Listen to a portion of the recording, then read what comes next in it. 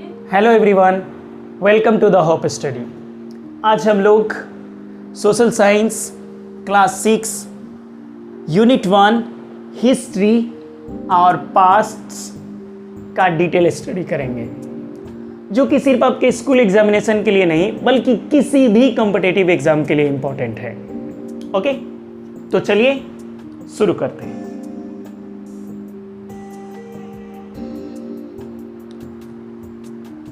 तो यूनिट 1 में लेसन 1 का नाम है what, when, where and how. ये कभी कभी वर्ड ऑर्डर में चेंज होता है बुक के अकॉर्डिंग, ठीक है, तो आप उससे कंफ्यूज मत होइएगा। तो इस नाम को पहले समझ लेते हैं। इससे पहले कि हम बुक का स्टडी करें, थोड़ा सा समझ लेते हैं कि क्या क्योंकि हिस्ट्री पहली बार क्लास 6 में हिस्ट्री एक अलग सब्जेक्ट मिला है आपको, तो ये समझना ज़रूरी है कि क्या है ये। तो देखिए, क्लास 6 to 12 तक एनसीईआरटी का बुक ह्यूमन सिविलाइजेशन का यानी इंसानियत का 0 से लेकर 100% तक का डिटेल स्टडी करवाती है। तो उसमें से आप इससे खुद ही समझिए, 6 से मैंने बोला तो यानी कि 0 से हमें स्टडी करना है। क्लास 6 0 से स्टार्ट हो रहा है हिस्ट्री, और इस हिस्ट्री में भी हम लोग इंडियन हिस्ट्री को पढ़ेंगे। 6 में एंशिएंट हिस्ट्री ऑफ इंडिया पढ़ेंगे, 7th में मेडिवल हिस्ट्री ऑफ इंडिया और 8th में मॉडर्न हिस्ट्री ऑफ इंडिया। यानी कि 6, 7 एंड 8 में हम लोग इंडियन हिस्ट्री को उसका बेसिक जो फंडामेंटल एकदम पूरा वो स्टडी कर जाना है, करेंगे, ठीक है। तो 6 का आप हिस्ट्री फर्स्ट लेसन को आप पढ़ रहे हैं तो ये समझिए कि क्या है इसमें। देखिए, हिस्ट्री को पहले जानिए, हिस्ट्री क्या है। तो हिस्ट्री है ह्यूमन सिविलाइजेशन का पास्ट। यहां लिखा हुआ है पास्ट, यानी कि एक पास्ट नहीं है, एक से ज्यादा पास्ट है। देखिए, व्हाट क्या स्टडी करेंगे, ह्यूमन बींग्स के बारे में, ठीक है, Homo sapiens, human kind, man kind के बारे में पढ़ेंगे कि क्या उसका पास्ट क्या रहा है। व्हेन, कब, टाइमिंग पढ़ना पड़ेगा, पास्ट का टाइमिंग पढ़ना पड़ेगा। वेयर, कहाँ कहाँ किस किस प्लेस पे गया वो ह्यूमन बींग्स, ह्यूमन काइंड, और कैसे कैसे इवॉल्व हुआ, उसका लाइफ चेंज हुआ, ठीक है। मेनली हिस्ट्री में हम लोग चेंजिंग को ही स्टडी करते हैं। Changing is the backbone of history.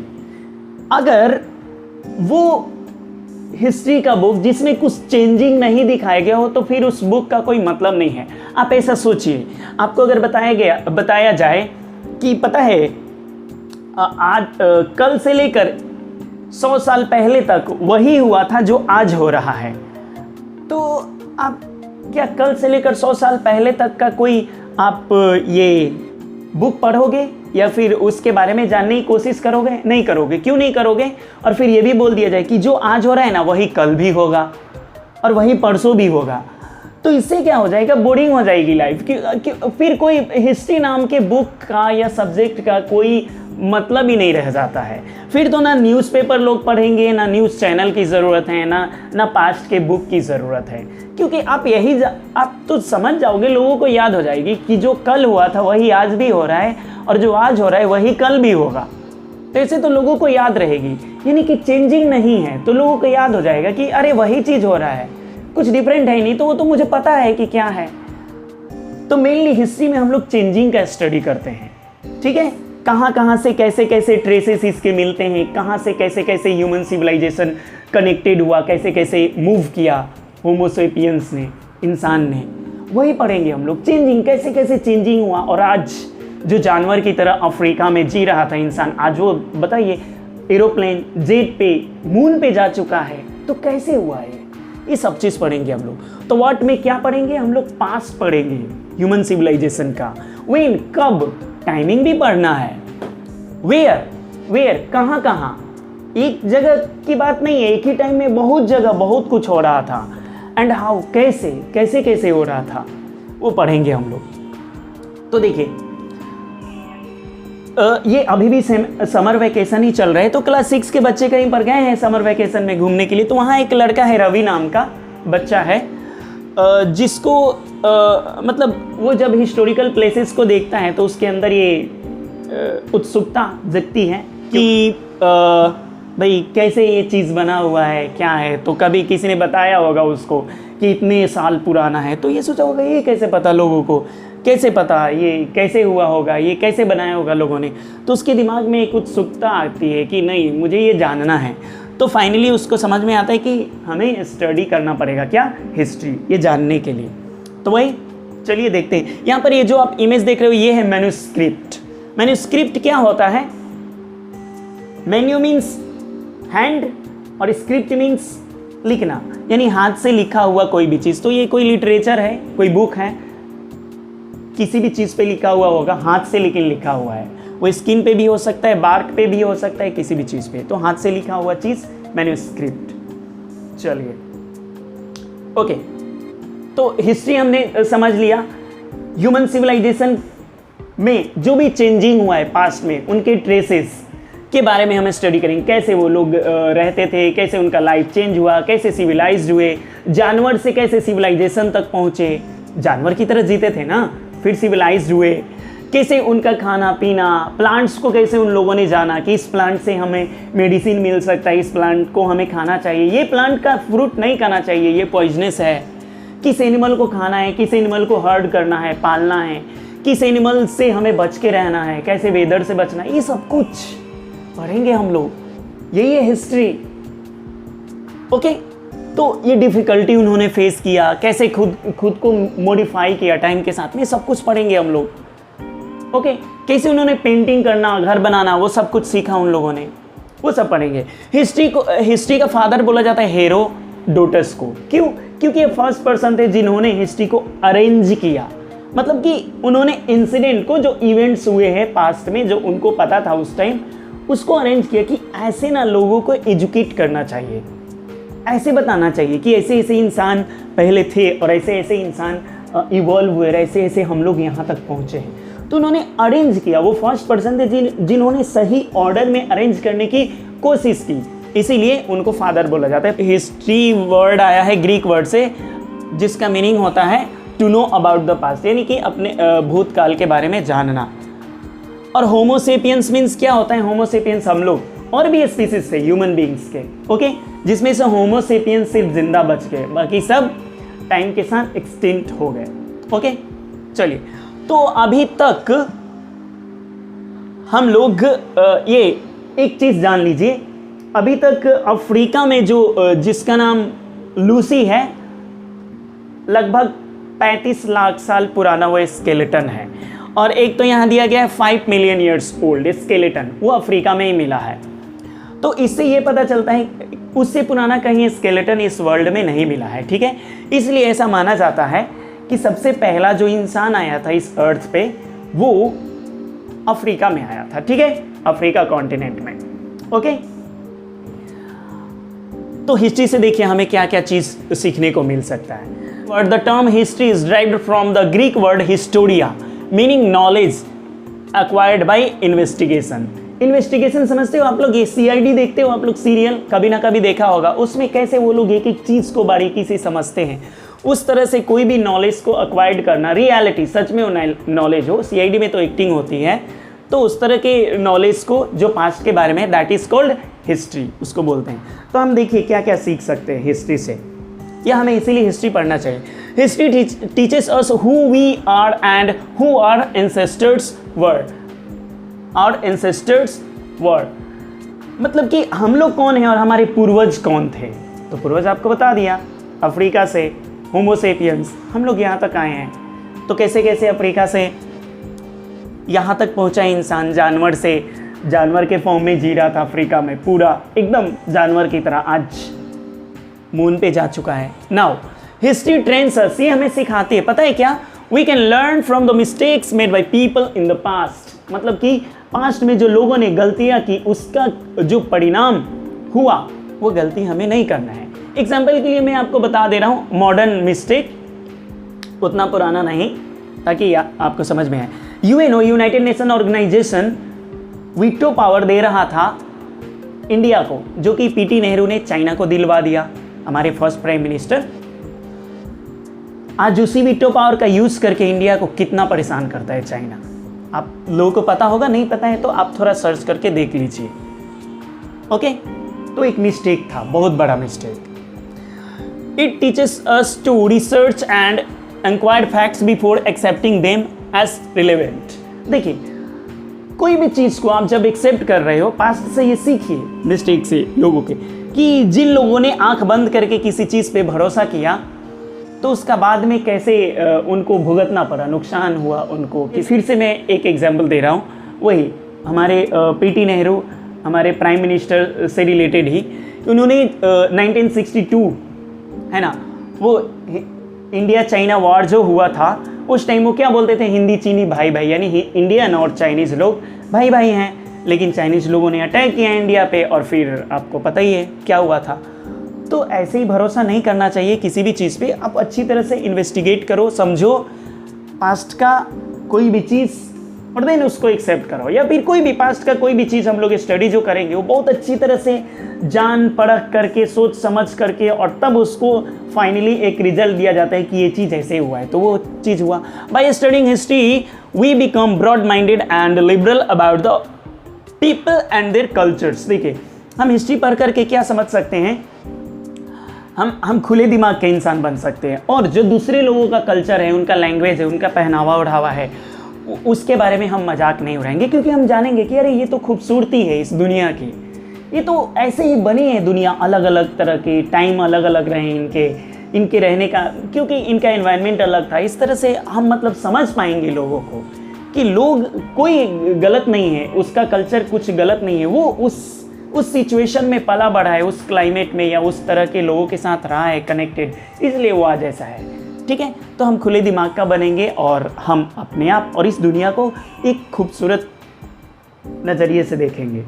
चलिए, नेक्स्ट है यहाँ पे, how do we study history. History को हम लोग कैसे स्टडी करते हैं। देखिए, हिस्ट्री को पहले हम लोगों ने 3 पार्ट्स में डिवाइड किया है। कैसे? पहले हम लोगों ने डिवाइड किया प्री हिस्ट्री। उस पीरियड को बोलते हैं जिस पीरियड में इंसान लिखना पढ़ना नहीं जानता था। ठीक है, वो स्टोन एज है। ठीक है, सिर्फ पत्थरों गुफे में रहता था, जानवर को मारता था, खाता था, पत्थर का यूज करता था। उस टाइम उनको लिखने पढ़ने नहीं आता था। That period was pre history. उस पीरियड को बोलते हैं प्री हिस्ट्री। कोई हमें रिटन रिकॉर्ड्स नहीं मिला है। हम उनके वेपन से, पत्थर से, ये सब पत्थर पे कुछ बनाए उन्होंने, वो सब से हम लोग जानते हैं उनके बारे में। आज से 5000 ईयर्स पहले तक प्री हिस्ट्री है, प्री हिस्ट्री माना जाता है। यानी 90% जो लाइफ बीता हुआ है ह्यूमन बीइंग का, वो प्री हिस्ट्री में ही बीता हुआ है। ठीक है, प्रोटो हिस्ट्री ये लगभग 1500 साल तक ये रहा है इंडस वैली सिविलाइजेशन वाला पीरियड, प्रोटो हिस्ट्री, जिसमें इंसान ने लिखा तो है लेकिन वो हम अभी तक डिसाइफर नहीं कर पाए हैं, रीड नहीं कर पाए हैं। ठीक है, स्टडी नहीं कर पाए हैं, तो उसको बोलते हैं हम लोग प्रोटो हिस्ट्री, जिसमें रिटन हमारे पास एविडेंस है लेकिन हम रीड नहीं कर पाए हैं। तो बीसी में बोलेंगे अगर बिफोर क्राइस्ट यानी जीसस क्राइस्ट के जन्म से पहले, तो 3000 बीसी से 1500 बीसी तक ये प्रोटो हिस्ट्री रहा है। ठीक है, और लास्ट है हिस्ट्री। इसमें क्या है, हिस्ट्री इज रिटन और spoken account of past events. इसमें लिखा हुआ भी है और हम उसको पढ़ भी सकते हैं आराम से, और पढ़ भी लिया है हम लोगों ने। ये कब से है, तो जीसस क्राइस्ट के जन्म से 1500 साल पहले से लेकर अभी आज तक, प्रेजेंट तक हिस्ट्री चल रहा है। तो अगेन मैं बता दूं, प्री हिस्ट्री जिसमें पढ़ना लिखना नहीं जानता था इंसान, वो आज से 5000 साल पहले तक चल रहा था। ठीक है, वो हिस्ट्री 90% ह्यूमन बीइंग का लाइफ वहीं बीता है, तो प्री हिस्ट्री हो गया। प्रोटो हिस्ट्री 1500 साल चला लगभग। ओके, 5000 साल पहले से लेकर के इधर 3500 साल पहले तक, 3500 ईयर्स पहले तक। ओके, यानी कि जीसस क्राइस्ट के जन्म से 3000 ईयर्स पहले से लेकर उनके जन्म से 1500 ईयर्स पहले तक प्रोटो हिस्ट्री लिखा उन लोगों ने, लेकिन हम पढ़ नहीं पाए। और हिस्ट्री ये जीसस क्राइस्ट के जन्म से 1500 साल पहले से लेकर आज तक ये हिस्ट्री है। ओके, यहाँ पे टाइमलाइन दिया हुआ है, इसको समझ लेते हैं। देखिए ये टाइमलाइन, देखिए हिस्टोरियंस के पास ये प्रॉब्लम था कि कैसे हम लोग हिस्ट्री को डिवाइड करें ताकि लोग अच्छी तरह समझ पाएँ। तो उन्होंने बर्थ ऑफ क्राइस्ट को 0 मान लिया, 0 ईयर्स, और उनके पहले के जन्म को मान लिया बिफोर क्राइस्ट, क्योंकि वो नहीं थे तो उनके पहले का बिफोर क्राइस्ट यानी क्राइस्ट के पहले, और उनके बाद का year of the Lord, the year of the Lord मतलब कि जीसस क्राइस्ट के जन्म के बाद का टाइम को हम लोग बोलते हैं एडी। BCE भी बोलते हैं, BC को BCE भी बोलते हैं, बिफोर कॉमन एरा, और एडी को एनो डोमिनी और CE भी बोलते हैं, कॉमन एरा। ओके, सपोज हम यहाँ पर आपको एक एग्जांपल दे रहे हैं। मान लीजिए ये बर्थ ऑफ क्राइस्ट है, ये मैंने लेफ्ट राइट करके बनाया है। ये बर्थ ऑफ क्राइस्ट है 0, इसके पहले बिफोर क्राइस्ट और इसके बाद वाला आफ्टर बर्थ ऑफ क्राइस्ट या द ईयर ऑफ लॉर्ड। ठीक है, अब देखिए अगर मैंने बोला यहाँ पे कि 3000 BC एक इंडस वैली सिविलाइजेशन था, तो आप क्या बोलोगे आज से कितने साल पहले था? तो ये तो जीसस क्राइस्ट के जन्म के 3000 साल पहले की बात कर रहे हैं हम लोग। उनके जन्म के बाद का तो अभी हमने ऐड ही नहीं किया है। तो आज हम लोग 2023 में हैं। तो कभी भी कोई बोलेगा अगर आपसे कि जीसस क्राइस्ट का जन्म कब माना जाता है, तो जो ये ईयर चल रही इतना ही बोलना है। तो 2023 ईयर्स पहले, इनके बाद से 1 2 3 4 ऐसे 2023 में अभी हम लोग जी रहे हैं। तो 3000 तो यहीं पर हो गया, और इसके आगे हम लोग 2023 ईयर्स जी चुके हैं। तो टोटल कितना हो गया? 3000 और 2000, 5000 और 23। मतलब इंडस वैली सिविलाइजेशन लगभग कब थी? आज से 5023 ईयर्स पहले। तो बस यही, यहाँ से ये अलग है और यहाँ से ये बाद का है। जब भी यहाँ पर कोई बोला जाए और बोला जाए यहाँ से आप बताइए यहाँ से यहाँ तक कितना हुआ, तो आपको ऐड करना पड़ेगा, इधर का पूरा साल और इधर का पूरा, आप जहाँ पे हो वहाँ, तब टोटल बताओगे इतने साल पहले। ओके, चलिए द जियोग्राफिकल फ्रेमवर्क और जियोग्राफिकल टाइम फ्रेम। आप देखो दुनिया के किसी भी सिविलाइजेशन की तरह इंडियन हिस्ट्री भी, India's history and development over the year has been influenced by her geography. देखिए जियोग्राफी जो है इंडिया का रहा है, उसके कारण पूरा इंडियन सिविलाइजेशन अफेक्टेड रहा है या इन्फ्लुएंस्ड हुआ है, या उसके कारण प्रभाव में आया है, और उससे अलग अलग तरह के यहाँ पे लोग या अलग अलग तरह के कल्चर डेवलप हुए हैं। तो देखिए कैसे कैसे, आप देखो पहले आप 1 मिनट ये देख लीजिए, पहले आप ये देख लो,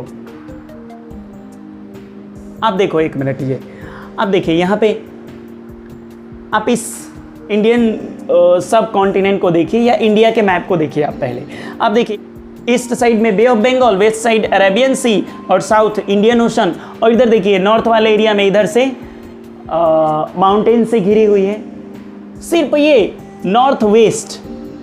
नॉर्थ वेस्ट वाला एरिया थोड़ा सा खुला हुआ है, यहाँ भी छोटे छोटे हिली रीजन्स हैं, माउंटेन्स रीजन्स हैं, लेकिन इसमें माउंटेन पास हैं। पास कौन से थे? अच्छा हम लोग पास्ट की बात करें तो माउंटेन पास थे, अभी भी हैं, थोड़ा बहुत चेंजिंग हुआ है। तो ये जो माउंटेन पास होता है, ये माउंटेन को पास करने वाला रास्ता होता है, यानी कि एक देश से दूसरे देश में जाने का, पहाड़ को पार करके जाने का जो छोटा मोटा पतला सा रास्ता होता है उसको बोलते हैं माउंटेन पास।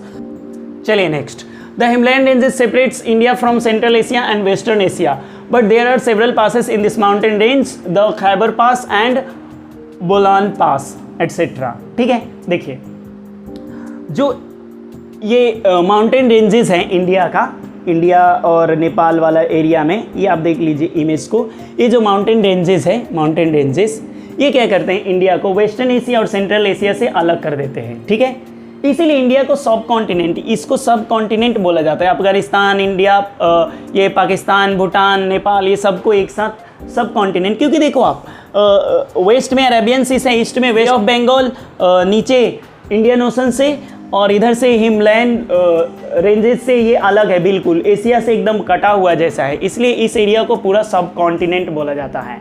ये कॉन्टिनेंट से छोटा है बट नेचुरली ये एकदम अलग थलग है, एक अलग ही पूरी दुनिया है, और यहाँ सब कुछ अवेलेबल है एक कॉन्टिनेंट में जो होना चाहिए। इसलिए इसको बोला जाता है सब कॉन्टिनेंट, उपमहाद्वीप। ओके, तो ये अलग है। लेकिन यहाँ पे क्या है, कुछ माउंटेन पासेस हैं। कौन कौन से? अभी मैंने बताया आपको, खैबर पास एंड बोलान पास, मतलब कि माउंटेन को पास करके किसी और जगह जाने वाला रास्ता। तो इस तरह से यहाँ से क्या किया लोगों ने, अब आप सुनते जाइए। यहाँ से धीरे धीरे लोग क्या हुए, इन द पास्ट मेनी ट्राइब्स, बहुत सारे ट्राइब्स उधर से आकर के, देखिए इधर से बहुत सारे ट्राइबल लोग है ना, इधर सेंट्रल एशिया से, वेस्टर्न एशिया से आते गए। ये लोग सबसे पहले कहाँ पे आते हैं? ये लोग सबसे पहले आते हैं इंडस रिवर के पास में, ठीक है। सबसे पहले ये लोग यहाँ पे आते हैं। यहाँ पर आकर के ये लोग एक क्या छोटी सी बस्ती, क्या बोलेंगे, छोटी सी बस्ती, एक छोटी सी फैमिली, फिर धीरे धीरे एक बड़ा एरिया में वो लोग रहते हैं। फिर उसके बाद क्या करते हैं, ये लोग नीचे की तरफ आते हैं तो उनको मिलता है ये गंगे वाला एरिया, गंगेस ये वाला, एंड गंगा जो रिवर है, गंगा नदी उसका, और इसका ये ट्रिब्यूटरीज, यानी इसमें जो छोटी छोटी नदियाँ आकर मिलती हैं, इसके आसपास वाला एरिया इन्होंने देखा नॉर्दर्न प्लेन से, इससे बहुत फर्टाइल एरिया है ये तो फिर धीरे धीरे ये लोग यहाँ पे जाते हैं, ठीक है। और यहाँ पे जा करके फॉरेस्ट था, बहुत फर्टाइल एरिया था, तो फॉरेस्ट था, फॉरेस्ट को काटते हैं ये लोग, ओके, और कटाई करके ये लोग यहाँ पे रहना शुरू करते हैं। पहले छोटी छोटी फैमिली में, फिर धीरे धीरे बड़ी फैमिली बन जाती है, और फिर इस तरह से विलेज देन टाउन, इस तरह से ये यहाँ का सिविलाइजेशन पूरा क्या फ्लरिश होता है।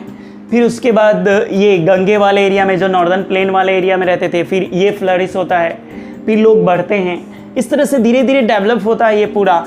उसके बाद देखिए ये जो नर्मदा और विंध्यास वाला एरिया है, ये क्या करता है, नॉर्दर्न प्लेन्स को ये सदर्न इंडिया से या प्लेटो वाले रीजन से अलग करता है। ये बिल्कुल ये एक तरह से बॉर्डर है। तो टाइम के साथ में जब इनकी नंबर बढ़ती है, ये लोग जो यहाँ तक ही रह रहे थे अभी तक, इंडस गैंगेस वाले एरिया में, सोन रिवर के आसपास में, है ना, तो इन लोगों को टाइम के साथ में ये समझ में आता है हमें आगे भी थोड़ा सा देखना चाहिए। तो फिर ये लोग आगे बढ़ते हैं, ओके, ये लोग आगे भी जाते हैं, और फाइनली ये लोग, आप एक बात सोचो, वेस्टर्न एशिया या सेंट्रल एशिया से जो लोग आ रहे हैं, एक दूसरे से मिलेंगे, एक दूसरे से बात भी करेंगे, एक दूसरे का कल्चर भी क्या एक्सचेंज करेंगे, एक दूसरे से कुछ सीखेंगे भी। इस तरह से बहुत ही मतलब मिक्सचर, एक यूनिक मिक्सिंग कल्चर, उनका रहन सहन, ट्रेडिशन, लैंग्वेज, फूड स्टाइल, ये सब कुछ चेंज हो रहा है, कुछ सीख भी रहे एक दूसरे से। फिर वो लोग फाइनली देखिए आप क्या करते हैं, यहाँ तक फैले हैं। अब ये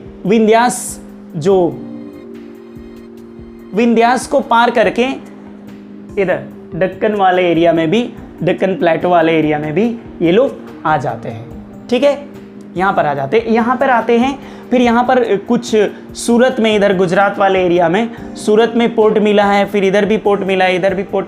इससे क्या पता चला है कि ये लोग बिजनेस भी करते थे, किससे, लेबनान से, सीरिया से, ये लोग सी से, ये आकर के यहाँ पे ये लोग, आप पूरा इसमें पढ़िएगा, सब continent another man women moved search of, ये स्पेशली किस लिए, कोई भी इंसान किस लिए मूव करेगा, 2-3 चीज ही है।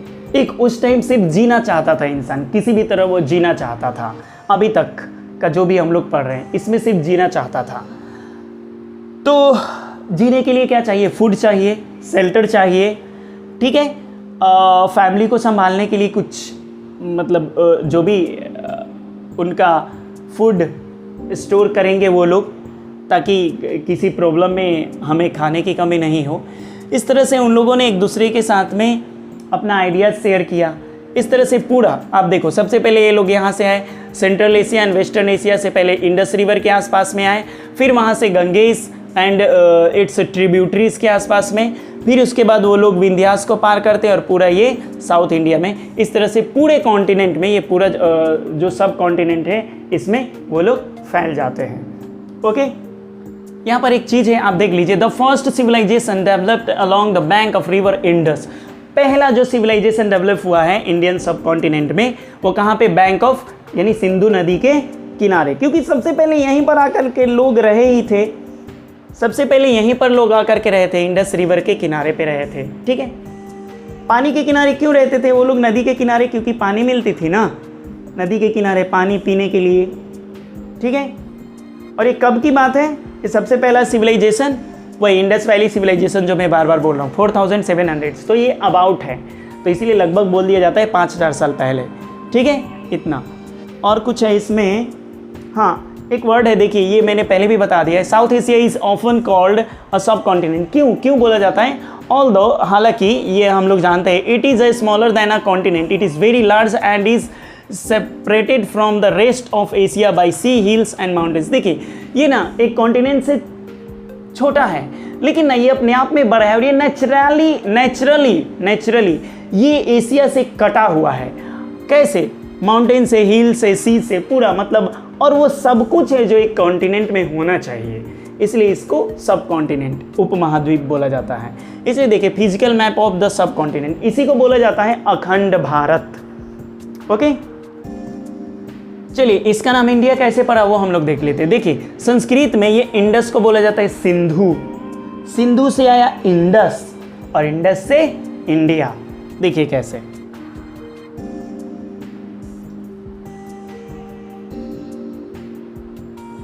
देन हम लोग देखेंगे भारत और हिंदुस्तान के बारे में भी। तो सिंधु, ईरानियंस, उधर से ईरानियंस आते थे। आप ये मैप में देखिए, इंडिया के ये नॉर्थ वेस्ट में ईरान और ग्रीक को मैंने राउंड किया हुआ है, ठीक है। तो उधर से आते थे ईरानियंस और ग्रीक्स, ठीक है, ये दोनों लोग आते थे, और ये दोनों बिजनेस करने के लिए आते थे, या रहने के लिए भी आए, उधर से ही आए लोग, नॉर्थ वेस्ट कॉल्ड। वो लोग ये इंडस जो रिवर है उसको बोलते थे हिंडोस या इंडोस बोलते थे, ठीक है। और उसके ईस्ट साइड, इंडस रिवर के ईस्ट साइड वाले एरिया को, यानी कि ये इंडस है, इसके ईस्ट वाले एरिया को बोलते थे वो लोग इंडिया, इसको हिंडोस या इंडोस बोलते थे, और इसके ईस्ट वाले साइड को बोलते थे, इस वाले एरिया को बोलते थे वो लोग इंडिया। सिर्फ इतना ही एरिया को वो लोग इंडिया बोलते थे। लेकिन धीरे धीरे टाइम के साथ क्या हुआ, बहुत कुछ चेंज हो जाता है।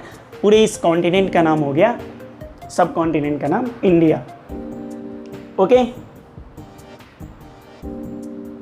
चलिए, और इंडिया इन ग्रीक में इंडिया, इन हिंद इन पार्सियन में हिंद।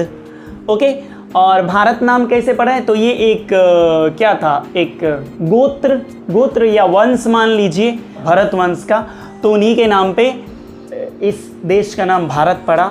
और हिंद से, ये जो हिंद है पार्सियन का, हिंद से बना हिंदुस्तान, ठीक है। तो मेनली जो हिंद वर्ड आए वो सिंधु के कारण ही आया है, ठीक है।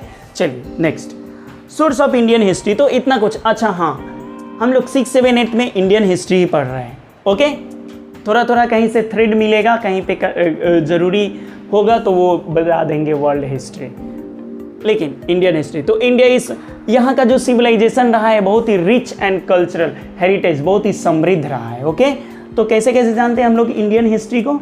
देखिए, 2 तरीका है, रिटन लिटरेरी, लिखा हुआ क्या क्या मिला है, और दूसरा आर्कियोलॉजिकल, एक्सकवेशन से, खुदाई करने पर ज़मीन के अंदर से क्या क्या मिला है वो, ये दोनों तरीके से। बट ज़्यादा ट्रस्टेबल ये है जो खुदाई से मिलता है, खुदाई करने पर मिलता है, वो ज़्यादा ट्रस्टेबल है। बट लिटरेरी भी हमें जो कुछ मिल रहा है उससे हमें जानने को बहुत कुछ मिलता है। देखिए, इंडिजिनस अकाउंट, यानी कि इंडियन लोगों ने ही लिखा है, ये जो यहाँ के लोग थे उन्होंने लिखा है। तो इसमें 2 तरह के अकाउंट मिलेंगे, 2 तरह के लिटरेचर, रिलीजियस लिटरेचर यानी कि भगवान देवी देवताओं से रिलेटेड, सेकुलर लिटरेचर जो भगवान देवी देवताओं से रिलेटेड नहीं है, वो बस लोगों के लाइफ के बारे में है, बिजनेस, उनका सोशल लाइफ, सामाजिक जीवन कैसे जीते थे, क्या लैंग्वेज, ये सब चीज़। ओके, नेक्स्ट है फॉरेन अकाउंट्स, यानी कि यहाँ पर जो इंडिया में आए थे फॉरेनर्स लोग आए थे, वो लोग कुछ लिखा है उन्होंने, जो भी देखा है इंडिया में, तो उस अकाउंट से, उस लिटरेचर से, उस बुक से हमें बहुत कुछ जानने को मिलता है हमारे उस टाइम के पॉलिटिकल एंड सोशल लाइफ के बारे में। आर्कियोलॉजिकल में क्या क्या मिलता है, हम ज़मीन खोदने पर, मिट्टी खोदाई पे क्या क्या मिलता है, मॉन्यूमेंट्स, कुछ स्मारक, कुछ बिल्डिंग्स है ना, कॉइन्स, सिक्का जो पैसा, इंस्क्रिप्शंस, कुछ पत्थर पे खोद खोद कर लिखा हुआ। इन मीन्स में इंस्क्रिप्शन मीन्स लिखना, खोद करके लिखना, ठीक है। आर्टिफैक्ट्स कुछ बर्तन हो गए, पॉट हो गए, ये पॉटरी, टॉयज, खिलौना, इस टाइप का कुछ भी है ना, उससे। नेक्स्ट ये देखिए आप लोग, ये हड़प्पन साइट का जो इंडस वैली सिविलाइजेशन हम लोग पढ़ेंगे, आप वहाँ का ये देखिए, ये उन लोगों ने क्या बनाया है आज से 5000 साल पहले, 5000 ईयर्स अगो की ये स्ट्रक्चर है। मतलब खत्म हो गया है, फिर भी ये है बचा हुआ, आप सोचिए। नेक्स्ट है लिटरेरी सोर्सेज, इंडिजिनस अकाउंट, यानी कि यहाँ के लोगों ने जो लिखा है, क्या लिखा है, रिलीजियस लिटरेचर लिखा है, धर्म से रिलेटेड, यानी देवी देवताओं, भगवान, ये सब से रिलेटेड, ठीक है। तो क्या क्या इन लोगों ने किस चीज़ पे लिखा है, उस टाइम तो पेपर था नहीं, उन्होंने किस पे लिखा, तो लीव्स, पत्तों पे लिखा, कुछ बार्क ऑफ बर्ड्स ट्रीज, पेड़ के छाल पे लिखा, रॉट एंड ड्राइड स्किन, देखिए रॉट ऑन ड्राइड स्किन, ये स्किन पर लिखा उन्होंने, गॉट या शिप के स्किन पे भी लिखा, ठीक है। एंड उसको पर्चमेंट बोलते हैं, जिस स्किन पर लिखा गया है उसको पर्चमेंट बोलते हैं, ठीक है। हैंड रिटेन कोई भी अकाउंट से उसको menu means hand, script means लिखना, तो मैन्यू स्क्रिप्ट हाथ से लिखा हुआ वो चीज़ मिलता है हमें। उससे क्या पता चलता है, लिटरेचर से क्या पता चलता है, लोगों के उनके लाइफ के बारे में, कस्टम्स, हैबिट्स, ठीक है, उनका इंपॉर्टेंट इवेंट्स क्या होता था, वो लोग खास करके क्या कब मनाते थे। तो देखिए सोर्सेज में पहला देख लेते, 4 वेदास है, ऋग्वेदा, यजुर्वेदा, सामवेदा, अथर्ववेदा, ये है, प्लस और इसमें है और भी चीज़ है, उपनिषदास, अरण्यकास, ठीक है, ये सब कुछ वैदिक पीरियड की बात हो रही है। फिर उसके बाद देखिए 2 एपिक्स हैं, महाकाव्य, रामायण, महाभारता, ये आप लोगों ने देखा है, Puranas, Buddhist and Jain text को भी रिलीजियस कैटेगरी में डाल दिया गया है, ठीक है। इनसे पता चलता है बुद्धिज्म के बारे में, जैनिज्म के बारे में, ठीक है। रामायण, महाभारत से हमें बहुत कुछ सोशियो इकोनॉमिक लाइफ समझने के लिए मिलता है, किस तरह उस टाइम के लोग जीते थे, ओके। उसके बाद देखिए फिर दे अल्सो, और हमें इन रामायण महाभारता से ये भी origin and growth of caste system, है ना, कास्ट सिस्टम के भी बारे में पता चलता है। फिर पुराणास जो कि किंग के बारे में इंफॉर्मेशन देता है, उनके रीजन, उनका कितना बड़ा एरिया था।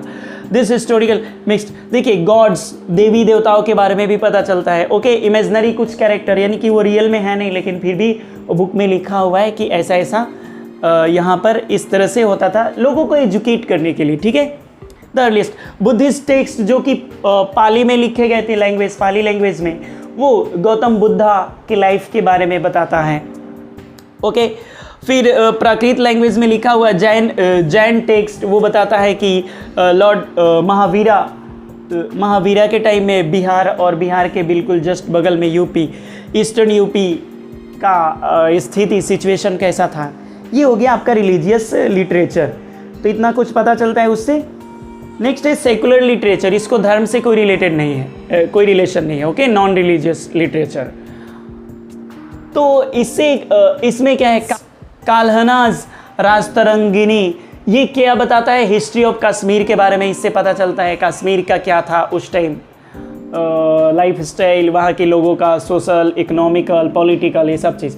हर्षचरिता जो कि हर्षा जो किंग थे उनके बारे में पता चलता है, हर्षचरिता को लिखा है बाण भट्टास ने, ओके। कौटिल्यस का अर्थशास्त्र ये बताता है कि मौर्य पीरियड, यानी कि चंद्रगुप्त मौर्य के टाइम में किस तरह का सिचुएशन था, किस तरह से लोग रहते थे। अब फॉरेन अकाउंट्स में आ जाते हैं। फॉरेन अकाउंट्स में बहुत सारे लोग आए हैं और गए हैं यहाँ से घूम करके, ठीक है, और उन्होंने फॉरेन अकाउंट्स का सबसे बड़ा फ़ायदा ये होता है कि जो एक्चुअली होता है वही उन्होंने बताया है, कभी भी कुछ कम ज़्यादा करके नहीं, क्योंकि वो तो न्यूट्रल होकर लिखेंगे, उनका ये देसी नहीं है, ना कुछ छुपाएंगे ना कुछ बढ़ाएंगे।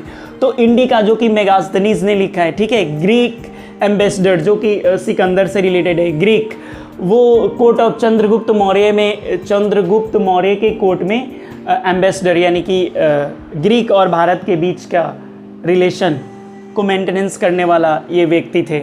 इन्होंने लिखा है इंडिका। इंडिका से बहुत कुछ पता चलता है, चंद्रगुप्त मौर्य के टाइम में किस तरह का रूल था, कैसा था social life, political life Bihar वाले एरिया में, या इंडिया के जहाँ भी जनपदाज, महाजनपदाज बने, ओके। उसके बाद देखिए फाहियान, फिर आते हैं हम लोग, 2 चाइनीज ट्रैवलर्स हैं, फायान ह्यूनसैंग, ओके, ह्यूनसैंग, फायान ह्यूनसैंग, ये लोग आते हैं, ये लोग इंडिया का ट्रैवल करते हैं। ये लोग बहुत अच्छा चीज़ लिख करके जाते हैं, वो यहाँ छोड़ करके भी जाते हैं, ठीक है।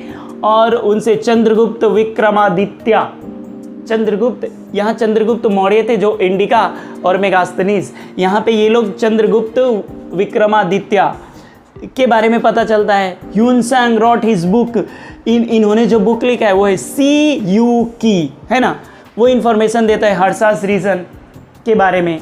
हर्ष जब थे, हर्ष किंग, उनके टाइम में लोगों का कैसा था सिचुएशन, ओके, तो सब पता चलता है। ये है नॉन रिलीजियस, ये रिलीजन से रिलेटेड नहीं है। हाँ, यहाँ एक चीज़ था, what do you mean by Saka Samvat and Vikram Samvat, तो इसको देख लीजिए, ये कैलेंडर है, टाइम है, ईयर से रिलेटेड है। तो शक संवत को स्टार्ट किया था सालिवाहना ऑफ सातवाहना, ये प्लेटो वाले, दक्कन एरिया वाले ये किंग थे जिन्होंने स्टार्ट किया था। और विक्रम संवत ये स्टार्ट किया था विक्रमादित्य जो उज्जैन के किंग थे, ठीक है वो। तो ये कैलेंडर की बात है।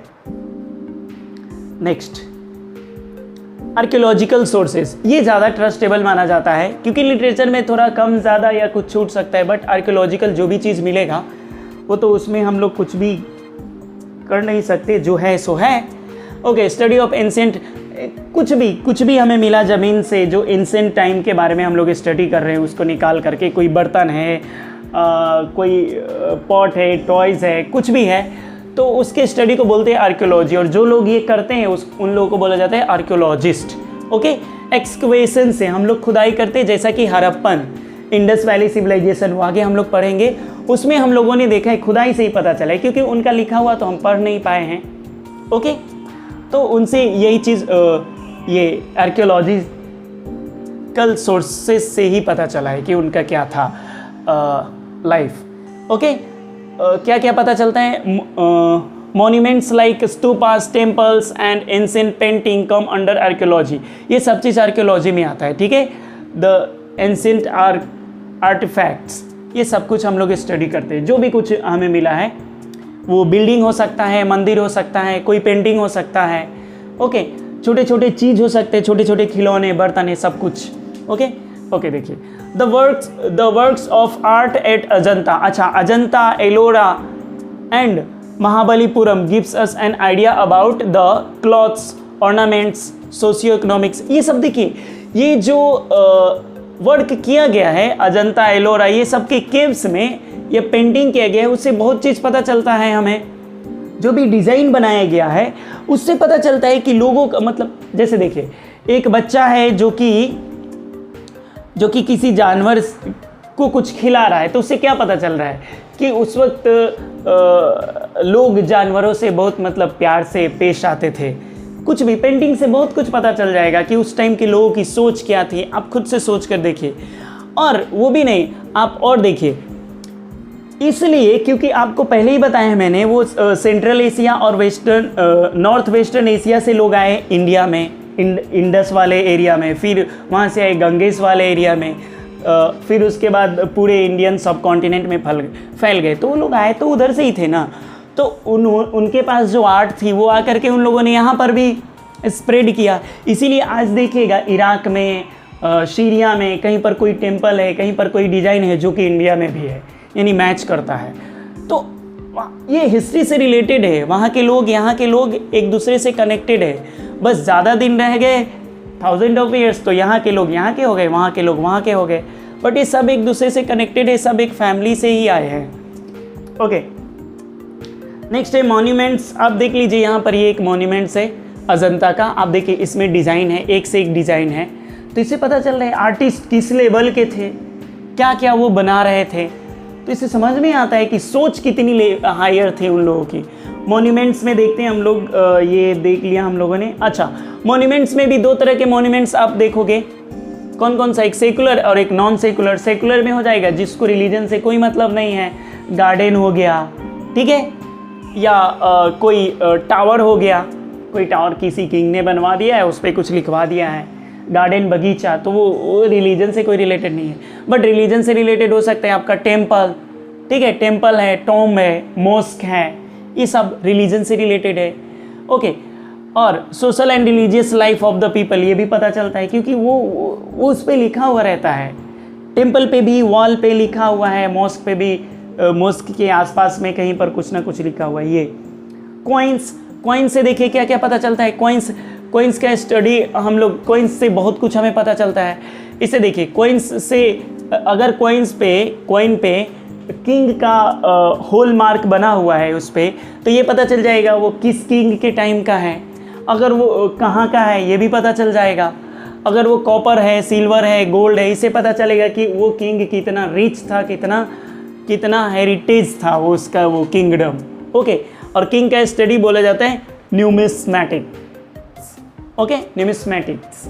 ओके, चलिए एक आपको कॉइन अभी दिखाएंगे, समुद्रगुप्ता, उस पर क्या कर रहे हैं, वो वीणा बजा रहे हैं। तो इससे क्या पता चल रहा है, किंग को वीणा पसंद था, उस टाइम वीणा भी बजाते थे लोग, तो वो म्यूजिक से बहुत ज़्यादा वो प्यार करते होंगे। ठीक है, फिर गुप्ता कॉइन्स गोल्ड का था, तो इससे क्या पता चल रहा है कि गुप्ता जो पीरियड था वो बहुत ज़्यादा रिच होगा। ओके, इस तरह से रोमन कॉइन्स मिला, ये देखो आप, रोमन कॉइन्स फ्रॉम अरिकामेडू, ये साउथ इंडिया है। इससे ये पता चल रहा है रोमन कॉइन्स यहाँ वहाँ पे कैसे आया, यानी कि वो लोग रोम से बिजनेस करते थे, रोम से वो लोग आना जाना होता था, वहाँ से ट्रैवलिंग करते थे लोग, बिजनेस होता था बिटवीन इंडिया एंड रोम। ठीक है, फिर देखिए the Cholas, Cheras, Pandyas, Chalukyas and Pallavas kings minted coins containing their emblems and legends. ये लोग क्या करते थे कॉइन्स पे, ये सब ये किंग का है, ये पूरा चोलाचेरिया, ये सब आपको पढ़ने के लिए आगे मिलेगा। ये इन लोगों का किंग हैं और इन लोगों का किंगडम रहा है। ठीक है, तो ये लोग कॉइन्स जो बनवाते थे उस पर अपना एम्बल, चिन्ह भी बनवाते थे, कभी कभी अपना फेस भी बनवाते थे। ठीक है, इस तरह से, और कभी अपना किसी चीज़ को मानते तो वो भी बनवाते। इससे पता चलता था कि ये किस किंगडम का ये कॉइन है। तो इस तरह से बहुत चीज़ पता चलता है। ओके, नेक्स्ट है इंस्क्रिप्शंस में इन मीन्स में, और इंस्क्रिप्शन खोद करके लिखा हुआ, वो पत्थर पे खोद कर लिखिए, किसी प्लेट पे खोद कर लिखिए, लोहे पे खोद कर लिखिए, वो सब इंस्क्रिप्शंस में आ जाएगा। तो इंस्क्रिप्शंस ये देखिए, Thiruvalangadu copper plate inscriptions of Rajendra Chola, ये किंग एक किंगडम के किंग के बारे में बात हो रही है, तो उन्होंने अपने बारे में लिखवाया है, उनके लोगों के उस टाइम का लोकल लाइफ क्या था, पॉलिटिकल लाइफ वो किस तरह से। एडिक्ट्स ऑफ अशोका, ये देखिए आप, पिलर, कॉपर, टेम्पल, ये कहीं पर भी, केव से कहीं पर भी लिखवाते थे ये लोग, खुदाई करवा करके, ये किंग्स। और वो क्या लिखवाते थे, वो अपने टीचिंग के बारे में लिखवाते थे, वो ये चाहते हैं लोगों से। ठीक है, the edicts of Ashoka gives us information about his dhamma यानी कि धर्म का ही ये एक दूसरा वर्ड है जो उन्होंने दिखाया कुल मिलाकर के कि इंसानियत ही सब कुछ है, ह्यूमन बीइंग का आप सेवा करो, यही धर्म है, यही सब कुछ है, इसके आगे कुछ नहीं है। Sources of information about Ashoka, Allahabad pillars inscription of Samudragupta tell us much about the ruler and his conquest. देखिए वो कैसे कैसे रूल किया समुद्रगुप्त ने, ये अलाहाबाद पिलर से पता चलता है, उस पर लिखा हुआ है ये सब चीज़। ये अभी जो ये मैंने बताया ये वही है सेम, थिरुवलंगदु। ठीक है, इनसे ये पता चलता है कि चोला पीरियड में उस टाइम का लोग किस तरह से लोग रहते थे, लोकल एडमिनिस्ट्रेशन क्या था। ओके, लोगों का रहने का तरीका, वहाँ का शासन, पुलिस डिपार्टमेंट, इस टाइप का सब कुछ पता चलता है, बिजनेस। नेक्स्ट देखिए, नेक्स्ट है एपिग्राफी। नेक्स्ट देखिए, epigraphy is the study of inscriptions engraved on stone caves. देखिए किसी भी चीज़ पर खोद कर लिखा गया उसके स्टडी को बोलते हैं हम लोग epigraphy. Okay, James Prince first person थे जिन्होंने अशोका का, ये आप देख रहे हो, समझ में आ रहा है, नहीं समझ में, ये फर्स्ट पर्सन थे जेम्स प्रिंस, इन्होंने इसको सबसे पहले इंटरप्रेट किया था। कब? 1937 में इन्होंने बताया था कि ये लिखा हुआ है, ये चीज़ लिखा हुआ है। ठीक है, तो ये कौन थे? Secretary of the Asiatic Society of Bengal. 1937 की बात हो रही है, मतलब कि उस टाइम ब्रिटिशर्स थे, तो ये सेक्रेटरी थे उस टाइम का। Society Asiatic Society of Bengal का। ओके, अच्छा यहाँ पर एक चीज़ और समझ लीजिए, स्क्रिप्ट है तो ये ब्राह्मी स्क्रिप्ट में लिखा हुआ है, ये चीज़ ये ब्राह्मी स्क्रिप्ट में लिखा हुआ है। देखो आप, ब्राह्मी स्क्रिप्ट, तो ब्राह्मी स्क्रिप्ट क्या है? तो Brahmi script mother of Devanagari, Telugu, Tamil, Bengali, ये सारे स्क्रिप्ट की ये माँ है, मदर है। अच्छा, एक और स्क्रिप्ट जान लीजिए, इंडस स्क्रिप्ट। इंडस स्क्रिप्ट क्या है? जो हम लोग अभी तक नहीं पढ़ पाए हैं, डिसाइफर नहीं कर पाए हैं, तो उसको बोलते हैं बोस्ट्रोफेदन स्टाइल। उसमें क्या था देखो आप, वो कैसे लिखते हैं वो लोग बोस्ट्रोफेदन में, ऐसे इधर से लेफ्ट से स्टार्ट किया, लिखते गए, फिर वहाँ एंड हुआ तो फिर उधर से भी लिखते आएंगे, फिर यहाँ एंड हुआ तो फिर इधर से लिखते जाएंगे। यानी कि देखो आप, ऐसे ऐसे ऐसे ऐसे, left to right, right to left, फिर left to right, right to left, ये इंडस स्क्रिप्ट है, बोस्ट्रोफेदन स्टाइल इसको बोलते हैं। ब्राह्मी स्क्रिप्ट, अच्छा ब्राह्मी स्क्रिप्ट क्या है? लेफ्ट टू राइट, जैसे आप हिंदी लिखते हो, इंग्लिश लिखते हो, वो ब्राह्मी स्क्रिप्ट भी वैसे ही लिखी जाती है।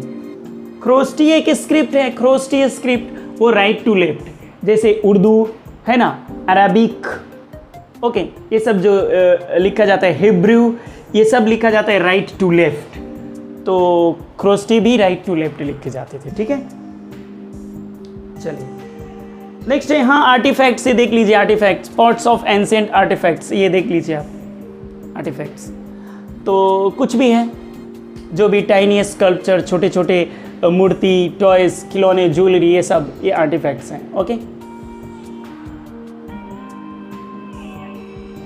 जो लोगों ने पहले बनाया था वो। हाँ, यहाँ पे देखिए सील, ये समुद्रगुप्ता का वही कॉइन अभी जो मैंने बात किया, इस पे वीणा बजाते हुए, वो आपको क्लियर उतना नहीं दिख रहा हो, ये वीणा बजाते हुए ये पर्सन यहाँ पे है, तो इससे पता चल रहा है कि इनको म्यूजिक पसंद था। अच्छा, ये है सील। सील क्या होता है? आप अमेजोन, फ्लिपकार्ट से सामान मंगवाते हो ना, तो पैक करके आता है ना, और अगर कोई खोल करके फिर से उसको पैक करेगा तो समझ में आ जाएगा आपको कि ये खोला जा चुका है पहले ही। तो आपको पता है इंडस वैली सिविलाइजेशन में बिजनेस, देखिए इंडिया का जो सिविलाइजेशन रहा है ऐसे ही, पहले शहरी रहा है, ओके, अर्बन, और फिर रूरल बाद में। तो बिजनेस होता था, तो बिजनेस कैसे चलता है? फेथ पे, विश्वास पे चलता है, भरोसे पे। ठीक है, एक दूसरे से जब एक्सचेंज कर रहे हैं तो विश्वास होना चाहिए, यानी कि कोई कुछ सामान भेज रहा है कहीं पे, तो उसी पर्सन को खोलना है जिसके पास वो भेजा गया है, बीच में कोई उसको नहीं खोलना चाहिए। तो उसके लिए सील यूज़ किया जाता था, पैक, स्टैंप, तो वो ये है पशुपति सील। ठीक है, और कुछ है, हाँ ये देखिए, ये father of Indian archaeological sources, Alexander Cunningham, ये फर्स्ट टाइम, पहली बार ये व्यक्ति 1853 में ये इंडस वैली सिविलाइजेशन वाले एरिया में जाते हैं। अब वो आपको आगे पढ़ाएंगे, ठीक है। तो ये वो पर्सन है। अच्छा, जब इंडिया में इतना कुछ हो रहा था उसी टाइम, इतना कुछ आप पढ़े ना, इतना कुछ हो रहा था इंडिया में, रॉक क्या वो लाइफ स्टाइल, इतना सिविलाइजेशन, उस तरह का स्कल्पचर, मॉन्यूमेंट्स, कॉइन्स, इतना कुछ बिजनेस, उसी टाइम इजिप्ट में क्या हो रहा था, इजिप्ट, मिस्र। देखो आप, नेपोलियन बोनापार्ट्स अपने आर्मी के साथ जा रहे थे, उनको एक स्टोन मिला जिस पे ये बनाया हुआ था, ये। अब देखिए, इसको डिसाइफर किसने किया? इसको डिसाइफर किया जीन फ्रैंकोइस कैम्पोलियन, ओके, इसको, और पता किया कि देखिए ये लिखा हुआ है, ये लिखा हुआ है, ठीक है। रोजेटा स्टोन इसको बोला जाता है, जो कि इजिप्ट में मिला, और इससे ये आप देखो कितना कुछ पता चल रहा है। यानी कि लोग ये पिक्टोरियल लेटर्स यूज करते थे, उनको लिखने आता था, जो कि डिसाइफर हो गया। लेकिन इंडस वैली सिविलाइजेशन वाले इंडस स्क्रिप्ट यूज करते थे, जो अभी तक हम लोग पढ़ नहीं पाए हैं। बट मिस्र में उसी टाइम, इजिप्ट में जो लिखा गया है वो पढ़ लिया लोगों ने, ठीक है। तो उस टाइम तो जब इतना कुछ वो लोग जानते थे, तो वो भी बहुत कुछ जानते थे, पिरामिड, ये सब कुछ। तो चलिए, ये हो गया, और कुछ इसमें next to were easily deciphered.